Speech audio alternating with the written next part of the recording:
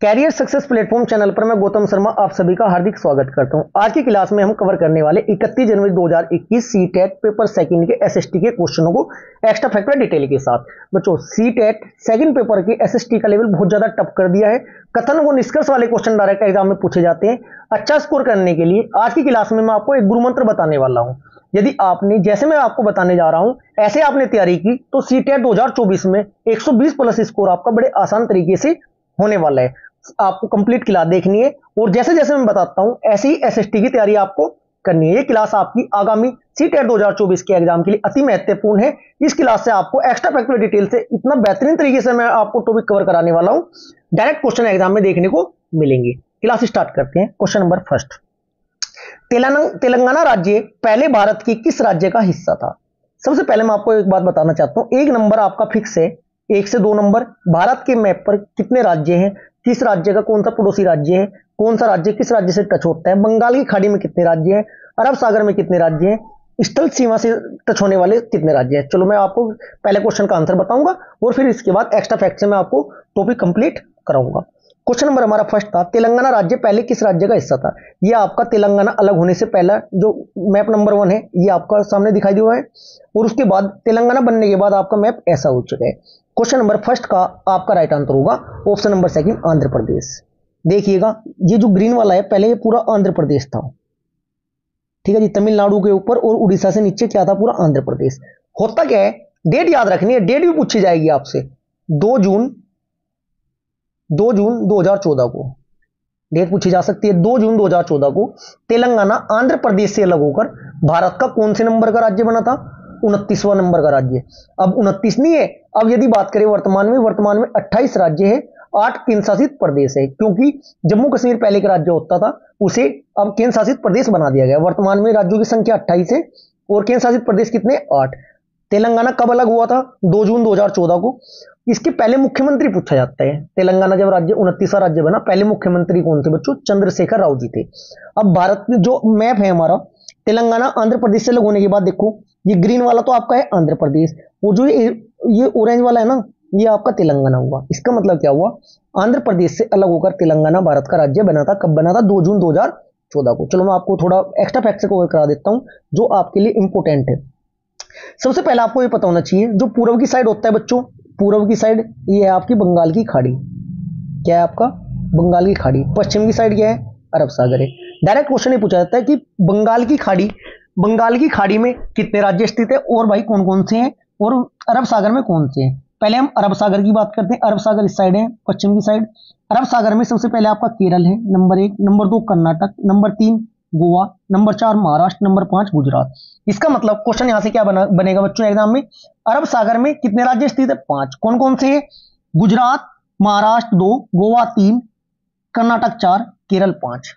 अब बात करें बंगाल की खाड़ी में कितने राज्य? बंगाल की खाड़ी में 4 राज्य हैं। कौन कौन से हैं सर? वो नंबर 1 आपका तमिलनाडु, नंबर 2 आपका आंध्र प्रदेश, नंबर 3 आपका उड़ीसा, नंबर 4 आपका वेस्ट बंगाल। ऐसे ही आपको एक्स्ट्रा फैक्टर डिटेल के साथ क्वेश्चनों को कवर करना है, मैक्सिमम टॉपिक को कंप्लीट कवर करना है। यदि आप ऐसे करके चलोगे तो सीटेट 2024 में सेकंड पेपर में आपको कोई प्रॉब्लम एसएसटी में नहीं होने वाली। लगभग मैं आपको एक पेपर में पूछे गए 60 क्वेश्चनों को 2 पार्ट में कवर कराऊंगा। इस पार्ट में मैं आपको 1 से लेकर 30 तक क्वेश्चन कवर कराऊंगा। लगभग एक पेपर में 5 से 6 टॉपिक एसिमेट्री की अप्रोच के साथ आपको कवर कराऊंगा। लगभग पिछले हम 10 से 12 सालों के प्रीवियस ईयर क्वेश्चन कवर करेंगे और पेपर कवर करने के साथ साथ आपका कंप्लीट सिलेबस भी मैं कवर करा दूंगा। इसके बाद 31 से लेकर 60 तक आपके जो पेपर के क्वेश्चन है ना प्रीवियस ईयर, इनको मैं पार्ट सेकंड में बनाऊंगा, क्योंकि एक पार्ट में बहुत ज्यादा लेंथी क्लास हो जाएगी बच्चों। जैसे मैं आपको बताना चाह रहा हूं आपके समझ में आ चुका है। जैसे कि इस क्वेश्चन नंबर 3 में मैं आपको महाद्वीप विस्थापन कंप्लीट कवर कराऊंगा ट्रिकी अप्रोच के साथ। और पहले महाद्वीप कितने थे? एक हिस्सा था, फिर बाद में 2 हुए, फिर बाद में 7 हुए, कैसे बने, कब बने, सब कुछ कवर कराने वाला हूं। बस कंप्लीट क्लास देखते चलना है जैसे मैं आपको तैयारी कराना चाहता हूं। क्वेश्चन नंबर 2, कथन दिल्ली के सुल्तानों के समय तवारीख के लेखकों के जन्मसिद्ध अधिकार और लिंग भेद पर आधारित आदर्श समाज व्यवस्था बनाए रखने की सलाह दी। कथन फर्स्ट है। कथन सेकंड, उनके विचारों से सारे लोग सहमत होते थे। इस क्वेश्चन का आंसर तो हम कवर करेंगे, लेकिन मैं साथ के साथ आपको दिल्ली सल्तनत में कितने वंश हुए हैं, किस वंश के संस्थापक कौन थे, कौन सा वंश कितने साल तक रहा है, ये मैं आपको कवर कराऊंगा साथ के साथ। ऐसे ही आपको प्रैक्टिस करनी है प्रत्येक सब्जेक्ट की। क्लियर है जी।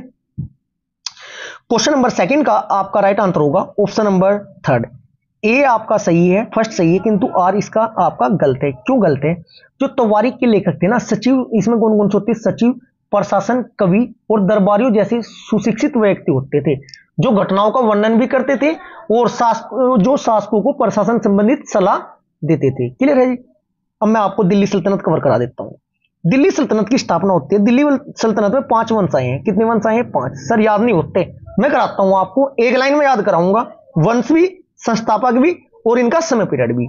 लाइन क्या है मेरी बच्चों? देखो, जी के टी का सैयद लोधी। ऐसी क्लास सी टेट की प्रीवियस ईयर की आपको अभी तक यूट्यूब पर नहीं देखने को मिलने की। ठीक है जी। जी से बनता है आपका गुलाम वंश, के से बनता है आपका खिलजी वंश, टी से बनता है आपका तुगलक वंश, सैयद वंश चौथा है और लोधी वंश पांचवा है। अब पेन चेंज कर लेता हूं, इनके संस्थापक भी एक लाइन में लिख देता हूं। याद करने का तरीका क्या है? ऐबक, ऐबक जल गया, ऐबक जल गया, खरीज खा लोधी, बहलोल लोधी। इसका मतलब गुलाम वंश के जो संस्थापक थे कौन थे? कुतुबुद्दीन ऐबक से बनता है कुतुबुद्दीन ऐबक। खिलजी वंश के संस्थापक थे, जल से बनता है जलालुद्दीन खिलजी। तुगलक वंश के संस्थापक थे, गया से बनता है गयासुद्दीन तुगलक। सैयद वंश के संस्थापक थे खरीज खा और लोधी वंश के संस्थापक थे बहलोल लोधी। अब यहां से क्वेश्चन पूछा जाएगा, दिल्ली सल्तनत में कुल कितने राजवंश हुए हैं? 5 राजवंश हुए। गुलाम वंश, जी से गुलाम वंश, के से खिलजी वंश, टी से तुगलक वंश, सैयद वंश, लोधी वंश। इनके संस्थापक ऐबक जल गया, खरीज खा, बहलोल लोधी, कुतुबुद्दीन ऐबक, जलालुद्दीन खिलजी, गयासुद्दीन तुगलक, खरीज खा, बहलोल लोधी। अब टाइम पीरियड में आपको कवर करा देता हूं। गुलाम वंश जो आपका है 1206 से 1290 तक रहा है। खिलजी वंश 1290 से 1232 तक रहा है। तुगलक वंश 1320 से 1414 तक रहा है। सैयद वंश 1414 से 1451 तक रहा है। लोधी वंश 1451 से 1426 तक रहा है। एक दिल्ली सल्तनत का मोबाइल नंबर याद करना है, वो मोबाइल नंबर निकालना भी साथ के साथ सिखाऊंगा कि कौन सा राजवंश सबसे ज्यादा रहा है और कौन सा सबसे कम रहा है। देखिएगा, नंबर 7 के साथ यहां पर निकाल कर बताऊंगा मैं आपको मोबाइल नंबर कैसे निकालते हैं टाइम पीरियड का याद करने के लिए। क्लियर है जी। चलो देखते हैं। अब हमें पता है गुलाम वंश की स्थापना कब हुई थी? 1206 में हुई थी। अब आप क्या करोगे? 1290 में से, है ना, 1290 आपको पता है 1206 से 1206 घटा दो। 1290 में से जब आप 1206 घटाओगे, 10 में 6 जाकर बचते हैं 4, यहां हुए 84। इसका मतलब पहली डिजिट निकल कर आई मेरी 84। पहला राजवंश 84 वर्ष रहा है। अब दूसरे साल को कैसे निकाल लोगे बच्चों? 1330 में से 1290 घटा दो। 1290 जब घटाओगे 0, 12 में से हो गए 3। इसका मतलब खिलजी वंश आपका 30 साल रहा है। इसके बाद आपका तुगलक वंश को क्या करोगे? 1320 से 80 जोड़ दोगे, 80 और 14 94। तुगलक वंश आपका 94 रहा है। 1414 में 1451, 14 से 24, 34, 44, 54, 40 साल हुए। 54 यानी कि 3 एक्स्ट्रा गए, 37। सैयद वंश 37 साल रहा है। लोधी वंश को कैसे निकाल लोगे बच्चों? 1450 मान लो उसको। 50 साल तो 1500 तक हुए, 26 में हुए। 50, 60, 70, 76, लगभग 75 साल। इसका मतलब देखना, अब यहां से क्वेश्चन बनता है सर्वाधिक शासन किसने किया है? तीसरे नंबर वालों ने। कितने साल? 94 साल। तीसरे नंबर वाले कौन है? तुगलक वंश। तुगलक वंश ऐसा वंश था दिल्ली सल्तनत में जिसका कार्यकाल सर्वाधिक रहा है। अब बात करें सबसे कम किसका रहा है? 30 साल। दूसरे नंबर वाले जी के। दूसरे नंबर वाले कौन से थे? खिलजी वंश। खिलजी वंश सबसे कम शासन काल तक रहे। अब आप समझ चुके होंगे कि आपको तैयारी कैसे करनी है। जो कथन और निष्कर्ष वाले क्वेश्चन आते तो सारे बुक से ही है, सिलेबस के अकॉर्डिंग होता है, लेकिन समझ में इसलिए नहीं आते, कंप्लीट टॉपिक आप कवर नहीं करते हो। हमारा क्वेश्चन क्या था? क्वेश्चन नंबर सेकंड का आपका राइट आंसर था बच्चों ऑप्शन नंबर थर्ड, में आपको बता चुका हूं। ठीक है जी। नेक्स्ट क्वेश्चन नंबर आता है हमारा थर्ड। देखिएगा, महाद्वीपीय विस्थापन, इस क्वेश्चन के साथ साथ मैं आपको कंप्लीट कवर कराऊंगा। यदि आपसे आता है तो आपका अच्छा रिवीजन होगा। यदि आपको महाद्वीपीय विस्थापन की थ्योरी नहीं पता है, कैसे महाद्वीप बने हैं, पहले क्या था, पहले एक भूभाग था उसका नाम क्या था, बाद में भूभाग कितने टुकड़ों में डिवाइड हुआ, वे टुकड़ों के नाम क्या क्या थे, उन टुकड़ों के अंदर कौन कौन से महाद्वीप आते थे, उसके बाद वर्तमान स्थिति कैसे उत्पन्न हुई, सब कुछ नेक्स्ट स्लाइड में कवर करने वाले हो। करते हैं कवर। Question number third. यह विश्व का दिए गए लक्षणों में 1 और 2 के आधार पर महाद्वीप की पहचान कीजिए। करते हैं, कोई बात नहीं, डायरेक्ट आंसर भी बताऊंगा और कैसे बने ये भी बताऊंगा। ऑप्शन फर्स्ट नंबर 1 क्या कहता है, यह विश्व का सबसे छोटा महाद्वीप है जो पूरी तरह से दक्षिणी गोलार्ध में स्थित है। कोई बात नहीं, इसे द्वीपीय महाद्वीप भी कहा जाता है। चलो अब मैं आपको कंप्लीट महाद्वीप कवर कराता हूं, क्योंकि महाद्वीप से कुछ भी क्वेश्चन पूछा जा सकता है, आपका गलत नहीं हो सकता है। ये मेरा गुरु मंत्र था कि आप तैयारी कैसे करोगे अच्छा स्कोर करने के लिए। चलो सबसे पहले क्या था बच्चों, लगभग 225 मिलियन वर्ष पहले क्या था, 7 महाद्वीप नहीं थे। पूरा जो ये भूभाग है ना, पूरा भूभाग एक था। नाम क्या था इसका, पेंजिया। नाम क्या था, पेंजिया। महाद्वीपीय विस्थापन से, महाद्वीप बनने से पहले पूरे भूभाग का नाम क्या था, पेंजिया। ये क्वेश्चन एग्जाम में पूछा जा सकता है। होता क्या है, 225 मिलियन वर्ष पहले की तो बात मैं आपको बता चुका हूं। फिर 150 मिलियन जब साल पहले की बात करें, थोड़ा बाद की, तो क्या हुआ, जो पेंजिया था ना, जो ये 2 हिस्सों में डिवाइड हुआ। एक पहला हिस्सा जो उत्तर की साइड था वो लोरेशिया था आपका, और जो उत्तर दक्षिण की साइड था वो आपका गोंडवाना लैंड था। गोंडवाना लैंड था। क्लियर है इतनी बात। यही क्वेश्चन पूछा था, भारत किस भूभाग का हिस्सा है। जो हमारा भारत है ना, गोंडवाना लैंड वाले हिस्से का भूभाग है। इतना आपको पता होना जरूरी है। क्लियर है जी। धीरे धीरे पहले पेंजिया था, पेंजिया से डिवाइड होकर 2 भूभाग में टूटा। पूरा पूरा जो ये टुकड़ा था, एक आपका लोरेशिया था, दूसरा आपका गोंडवाना लैंड था। ठीक है जी। इसके बाद धीरे धीरे निरंतर इसमें फिर विस्तार हुआ। ये फिर अलग अलग डिवाइड होकर कितने भागों में टूटा बच्चों, नॉर्थ अमेरिका, एशिया, यूरोप, ठीक है, Africa, south Africa, Australia, India और भाई तुम्हारा अटलांटिका। क्लियर है। कुल मिलाकर स्थिति क्या उत्पन्न हुई बच्चों, अब देखिएगा सेकंड स्लाइड से यहीं से क्वेश्चन पूछे जाते हैं। देखिएगा, जो आपके पेंजिया के 2 टुकड़े हुए थे, मैं 2 टुकड़े कर देता हूं रेड पेन से, जिससे कि आपको अच्छी समझ में आए। ये 2 टुकड़े हुए, ये अलग हुआ। ये वाला हिस्सा उत्तर वाला लोरेशिया था, नीचे वाला गोंडवाना लैंड था। अब बात यह आती है कि लोरेशिया था, जो आपका जो लोरेशिया था, इसमें कौन कौन से महाद्वीप आते हैं, Europe, north America, Europe, Laurasia वाला हिस्सा है। जबकि आपका गोंडवाना लैंड में कौन कौन से आते हैं बच्चों, Africa, south America, Atlantica, India और ऑस्ट्रेलिया। ये गोंडवाना लैंड के हिस्से। ये भी ऑप्शन के अकॉर्डिंग आपसे क्वेश्चन पूछा जा सकता है, इसलिए कंप्लीट टॉपिक को कवर कीजिएगा। यदि आप और अच्छे से कंप्लीट सभी टॉपिकों की ट्रिक वाली क्लास चाहते हैं ऐसी, तो प्लेलिस्ट में जाकर लास्ट ईयर सीटेट के में लगभग सभी टॉपिक आपको कवर कराएं। एक बार जाकर उन वीडियो को जरूर देखिएगा। मानचित्र वाली पॉपुलर वीडियो को जाकर देखना, बेहतरीन आपके माइंड में कॉपी पेस्ट हो जाएगा। कुछ भी आपको रट्टा फिक्शन करने की आवश्यकता नहीं होगी। इसके बाद फिलहाल वर्तमान में स्थिति क्या है बच्चों, कि कुल कितने महाद्वीप है, 7 महाद्वीप है। सबसे बड़ा महाद्वीप कौन सा है बच्चों, एशिया महाद्वीप सबसे बड़ा महाद्वीप है, और जबकि सबसे छोटा महाद्वीप ऑस्ट्रेलिया महाद्वीप है। अब क्वेश्चन मेरा क्या था, आंसर आपको मिल चुका है। आंसर आप स्वयं बताएंगे, देखिएगा क्वेश्चन के अकॉर्डिंग अब आपको डिटेल पता चल चुकी है। यह विश्व का सबसे छोटा महाद्वीप, तो इसका मतलब राइट आंसर ऑस्ट्रेलिया। यह द्वीपीय महाद्वीप भी है ऑस्ट्रेलिया। क्लियर है जी। सबसे बड़े की बात करते एशिया उत्तर, नंबर 2 अफ्रीका, नंबर 3 उत्तर अमेरिका, नंबर 4 दक्षिण America, number 5 Atlantica, number 6 Europe, number 7 Australia. Series आपको याद होनी चाहिए। क्लियर है जी, ये आप कवर कर चुके हो। नेक्स्ट क्वेश्चन हमारा कहते हैं क्वेश्चन नंबर 4। जितने भी प्रीवियस ईयर में आपको कवर करा रहा हूं, ऐसे ही लगभग एक क्लास में 5 6 टॉपिक कवर कराए। एक बार सारी जाकर प्रीवियस ईयर क्वेश्चन की आप ये क्लास देख लीजिएगा, क्योंकि यदि मैं कंप्लीट टॉपिक कवर कराता जाऊंगा ना, क्लास बहुत ज्यादा लंबी हो जाएगी बच्चों, सभी पेपर में सोल्व आपके नहीं करा पाने। क्वेश्चन नंबर 4 क्या कहते हैं, सौरमंडल में हम जैसे जैसे सूर्य से दूर जाते हैं तो क्या होता है। क्वेश्चन नंबर 4 का आपका राइट आंसर हो जाएगा, क्या होता है बच्चों, ऑप्शन नंबर 3, ग्रहों द्वारा सूर्य के चारों ओर एक परिक्रमण करने की अवधि बढ़ती है। अब मैं सौरमंडल को आपको कवर कराता हूं इसी स्लाइड के साथ। मैक्सिमम स्टूडेंट के सामने प्रॉब्लम ये आती है कि सबसे बड़ा सबसे छोटा तो ग्रह पता है, लेकिन सीरीज याद नहीं होती कि दूरी के अनुसार क्या क्रम है और आकार के अनुसार क्या क्रम है। ठीक है जी, चलो मैं आपको बता देता हूं, अच्छे से कवर करना है। आकार के अनुसार को हम याद करेंगे, आकार के अनुसार को याद करेंगे हम एस से, और दूरी के अनुसार को हम याद करेंगे डी से। दूरी को कहीं से करेंगे, डी से। अब लिखते चलेंगे। ये आपको पता है सूर्य है, सूर्य से नजदीक ग्रह कौन से है, नंबर 1 पर आपका बुध है, ये रहा आपका। नंबर 2 पर आपका सूर्य से दूरी के अनुसार शुक्र है। नंबर 3 पर आपका पृथ्वी है। नंबर 4 पर आपका मंगल है। नंबर 5 पर आपका बृहस्पति है। नंबर 6 पर आपका शनि है। नंबर 7 पर आपका अरुण है। नंबर 8 पर आपका वरुण है। अब करना क्या है आपको, दूरी के अनुसार D1 किस पे लिखेंगे बच्चों, ये आपका D1 हुआ। दूरी के अनुसार D2 शुक्र हुआ, D3 पृथ्वी हुआ, D4 मंगल हुआ, D6 बृहस्पति हुआ, D7 सॉरी D1 2 3 4 है मंगल, 5 है आपका बृहस्पति, D6 शनि हुआ, D7 अरुण हुआ, D8 आपका वरुण हुआ। अब साइज के अनुसार मैं ऐसे डिनोट किया हुआ है, पहले ही कंप्लीट में आपके सामने फोटो बनाकर लेकर आया था। ठीक है जी। S1 मतलब साइज के अनुसार नंबर 1 पर कौन सा है, बृहस्पति है जो कि डायग्राम में दिखाया है। S2 पर आपका शनि है, S3 पर आपका अरुण है, S4 पर आकार के अनुसार वरुण है, क्लियर है जी। S5 पर आपका पृथ्वी आकार के अनुसार 5वें नंबर का ग्रह है।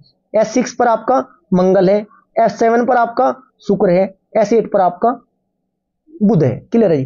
अब यहां से क्वेश्चन पूछे जाते हैं आंतरिक ग्रह प्राथमिक जो पहले 4 ग्रह हैं, बुध शुक्र पृथ्वी मंगल, इनको आंतरिक ग्रह बोलते हैं, पार्थिव ग्रह बोलते हैं, आंतरिक ग्रह बोलते हैं, टेरेस्ट्रियल प्लैनेट बोलते हैं। ठीक है जी। जो आपकी बाहर की साइड के 4 ग्रह इन्हें बाह्य ग्रह बोलते हैं। कौन कौन से होते हैं, बृहस्पति, शनि, अरुण और वरुण, इन्हें गैसीय ग्रह भी कहा जाता है। यहीं से क्वेश्चन एग्जाम में पूछे जाते हैं। इसके अलावा एक क्वेश्चन बनता है कि क्षुद्र ग्रह किन 2 ग्रहों के मध्य पाए जाते हैं, बृहस्पति और मंगल के बीच क्षुद्र ग्रह पाए जाते हैं। यदि आप सौर मंडल की कंप्लीट क्लास देखना चाहते हो, यह आपको क्लास बहुत जल्द प्रोवाइड करा दी जाएगी और एक क्लास ऑलरेडी अपलोड की भी गई है। क्वेश्चन नंबर 5, दिल्ली के सुल्तानों और मुगल के काल में श्रेणीबद्ध समाज ज्यादा सरल हो गया। कथन है आपका बच्चों, कथन सेकंड कहता है जनजातीय समाज की असमान वर्गों में विभाजित नहीं था। क्वेश्चन नंबर 5 का आपका राइट आंसर होगा ऑप्शन नंबर 4। ए आपका गलत है किंतु फर्स्ट आपका गलत है किंतु सेकंड आपका सही है। दिल्ली के सुल्तानों और मुगलों के ना काल में श्रेणीबद्ध समाज ज्यादा सरल नहीं हुआ था, बल्कि बहुत ज्यादा कठिन हो गया था। लेकिन उस काल में ना जनजातीय समाज कई असमान वर्गों में विभाजित नहीं था। Next question, question number 6। Pen change कर लेते हैं, रेड पेन लेंगे। कथन फर्स्ट बहादुर शाह जफर ने मुखियाओं और शासकों को चिट्ठी लिखकर अंग्रेजों से लड़ने के लिए भारतीय राज्यों का एक संघ बनाने का आह्वान किया।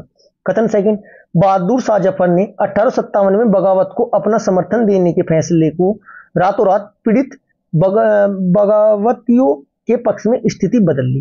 क्वेश्चन नंबर 6 का आपका राइट आंसर होगा ऑप्शन नंबर 4 हो जाएगा। एक गलत है किंतु आपका सेकंड सही है। हुआ क्या था बच्चों, बहादुर जफर है ना, कभी भी 1857 के महासंग्राम के बारे में ना सहमत नहीं थे, वे आपके सहमत नहीं थे।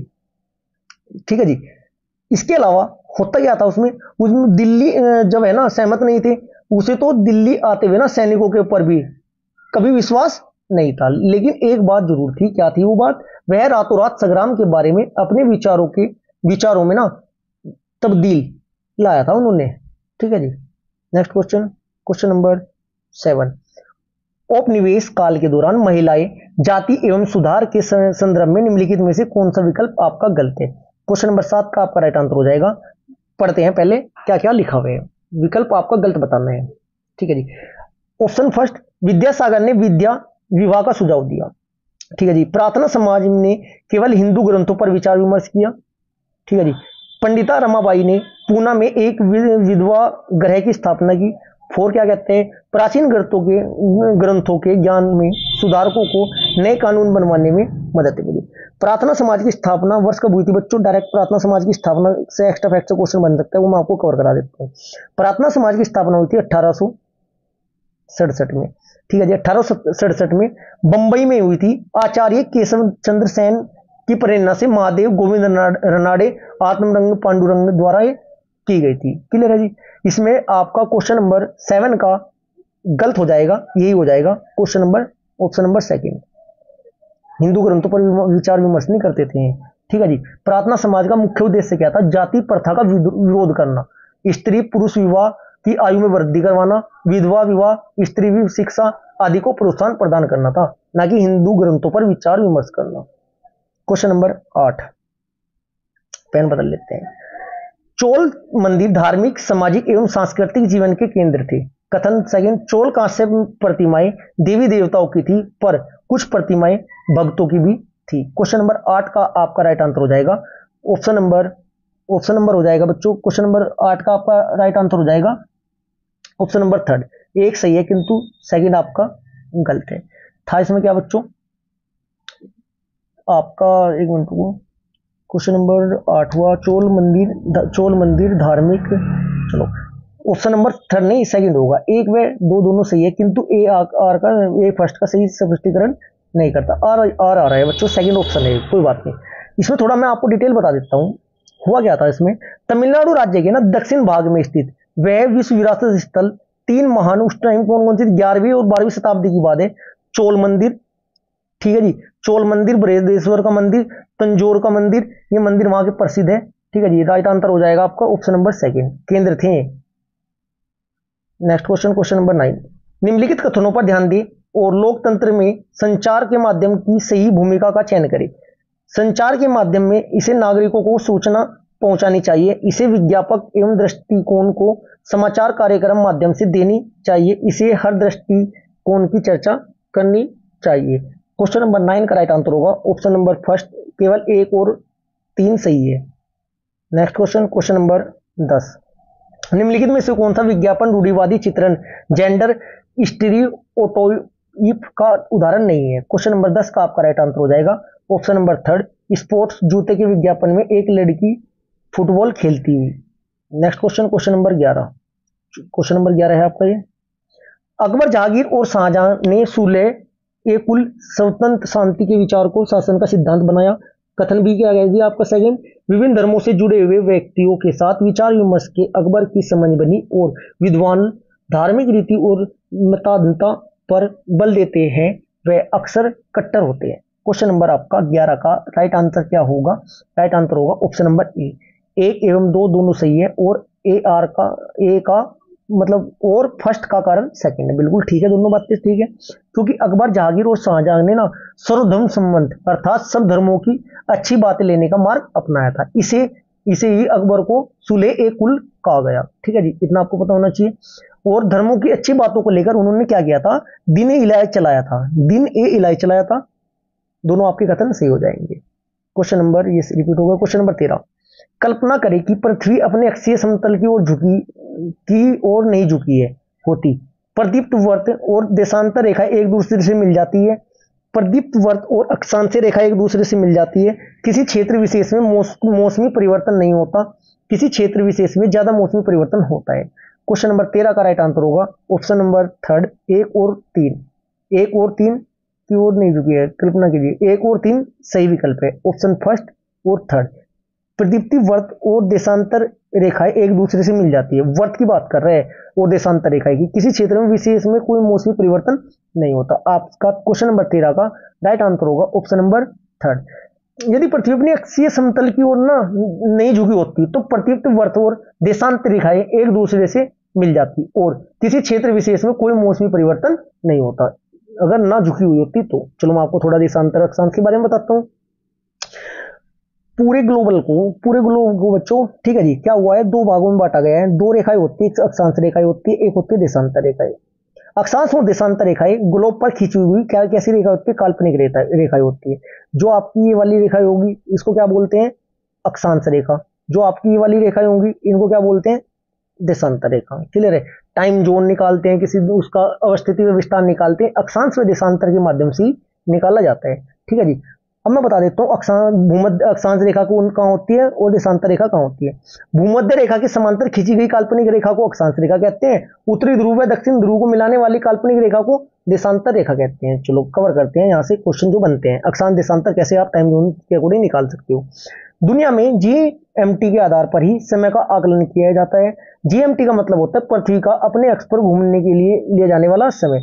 1 डिग्री देशांतर को पार करने में कितने मिनट लगती है, 4 मिनट। भारत का समय 5.5 घंटे आगे है ग्रीनविच समय से, उससे GMT वाले से। ऐसा क्यों होता है, क्योंकि भारत का जो टाइम जोन है 82.5 डिग्री से होकर जाती है, वो रेखा जो इलाहाबाद की नैनी से जाती है। 1 डिग्री में 4 मिनट होती है, 82.5 में कितनी हो जाएगी, 330 मिनट हो जाएगी, जिसे 5.5 घंटे कहा गया है। क्लियर है जी। Next question, question number 14, Bharat में शरद ऋतु के संबंध में कथन 1, 2 और 3 पर विचार कीजिए। इस मौसम और दक्षिण पश्चिमी मानसून के नाम से भी जाना जाता है।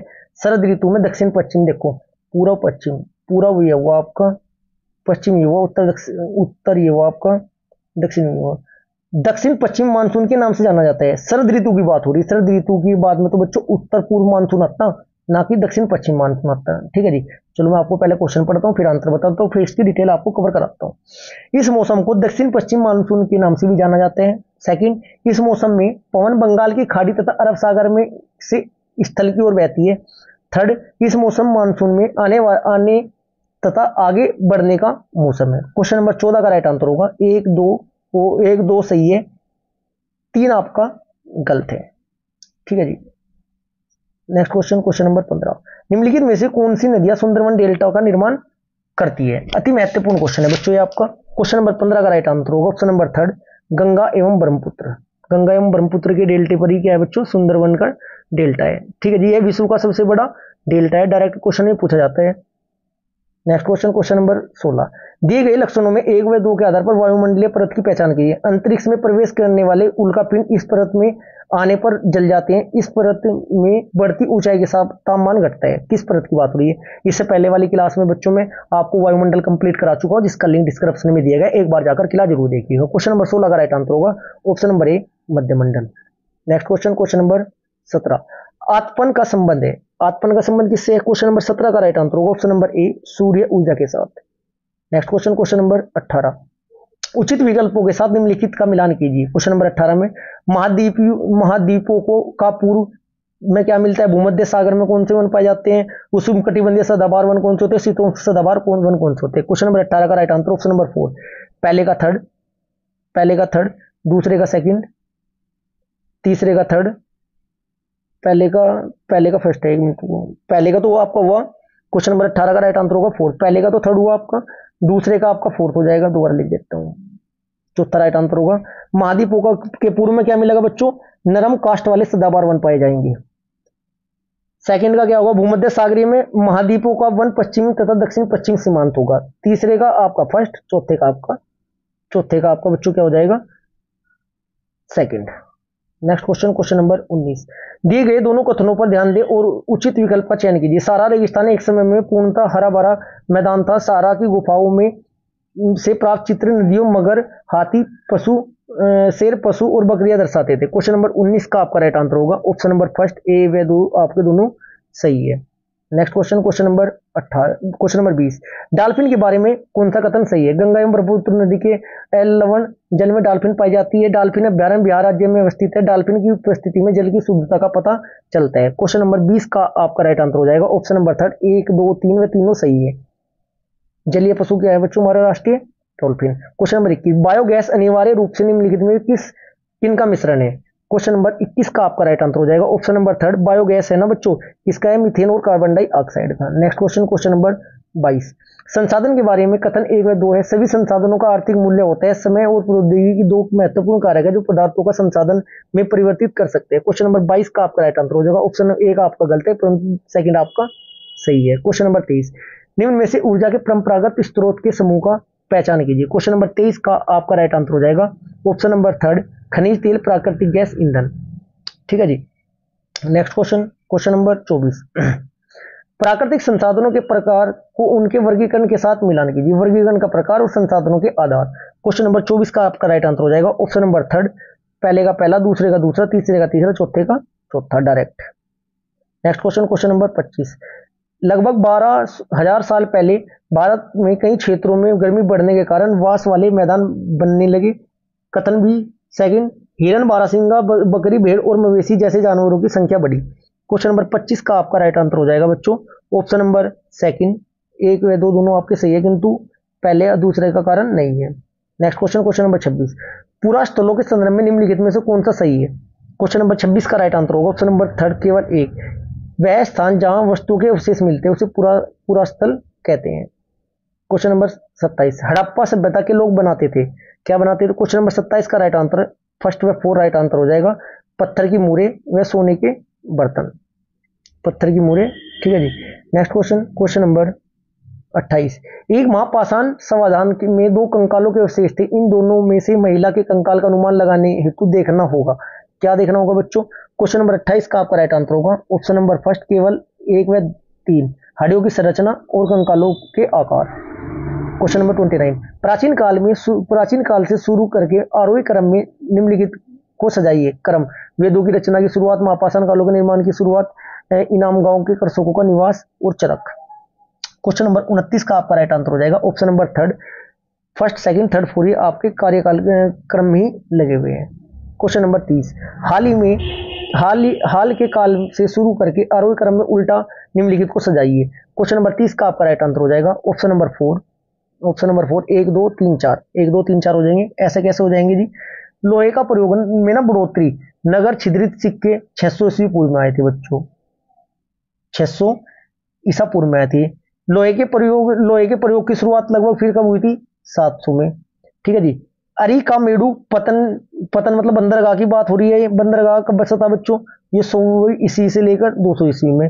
संगम साहित्य की रचना हुई थी बच्चों की रचना काल था 300 ईस्वी पूर्व से 300 तक। ये आज की क्लास हमारी यहाँ पर समाप्त होती है। इसका पार्ट सेकंड मैं आपको कल प्रोवाइड करा दूंगा। यदि क्लास आपको अच्छी लगी वीडियो को लाइक करें, शेयर करें। यदि चैनल को सब्सक्राइब नहीं किया तो चैनल को सब्सक्राइब जरूर करें। Thank you.